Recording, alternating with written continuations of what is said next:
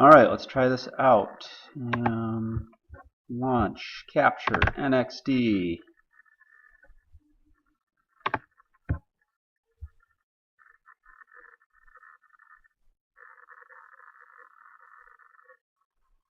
Find one of my raw photos. The baby blanket here, it's kind of boring. Alright, let's take this one here of Becky. So if I want to, I can rotate the image, go up the image, rotate 90 degrees counterclockwise. Maybe I want to crop it. I don't know, let's make it a 4:3 ratio. By ratio. There we go. There we go. Put it that way. Make it a little bigger.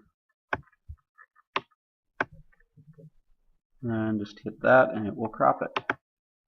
Okay, that's a big thing I like to do is rotate images and crop them. So image rotate and crop image. Then another thing I might want to do is the biggest thing probably right here in the tone bar. It's just slide the screen over so you can see this just a little better.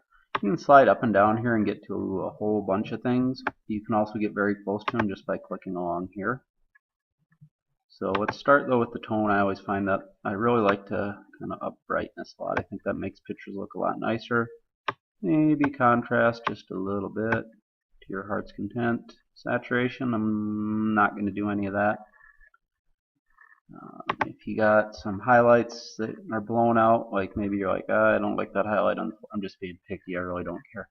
But anyway, you could do that, and that would take care of some of those. Unfortunately, I think you also lose some of the luster, so I generally don't do much of that. Sometimes do a little shadow protection. It brings up the darker areas. You notice, especially with that jacket hanging there. White balance, I might adjust that a little bit. Go that way or that way. It's probably pretty good where it's at. Sharpness, right there. You click on it and you actually have to slide down to get to it. I generally leave the radius at about 5, run it up to about 20 or so, just to make the photos pop a little bit more.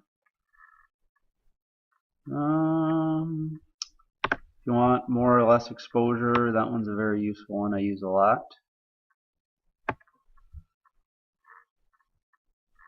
Don't mess with picture controls.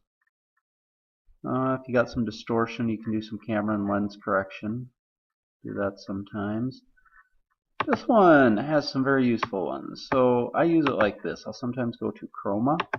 So I clicked on this one right there, and then I'll slide down and switch this to chroma. Say there's a color I really want to stand out. Like say I want that orange can there to just stand out. And you can see where that is. It's right about there. So I click just a bit above it, right where it's at. Yeah, that didn't work out like I thought it would.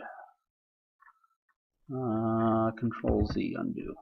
Maybe I should have went with color lightness. There we go, not chroma. Anyway, figure out right about where it is. It's kind of right in there, so maybe just grab it.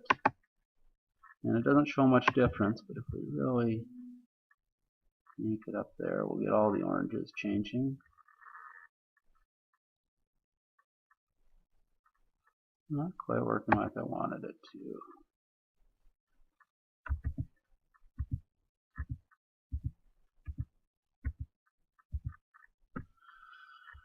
Alright, maybe I should try and pull out a different color. The orange seems to go too well with the skin.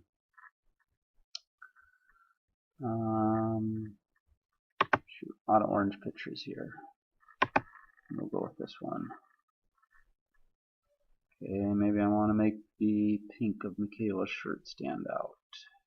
It's right in there. Hopefully this works a little better.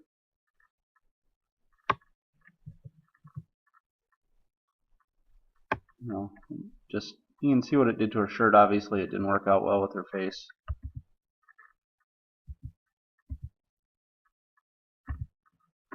Just made it a little bit lighter.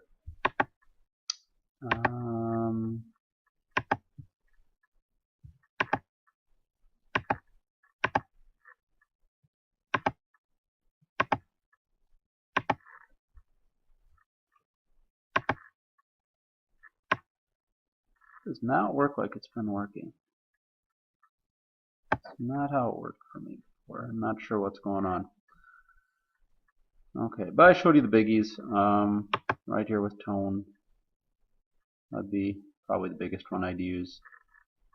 Sharpness is right there. If you want to mess with curves, you can do them right here. Sometimes you can pull out an individual color. You just want to make it a little more blue.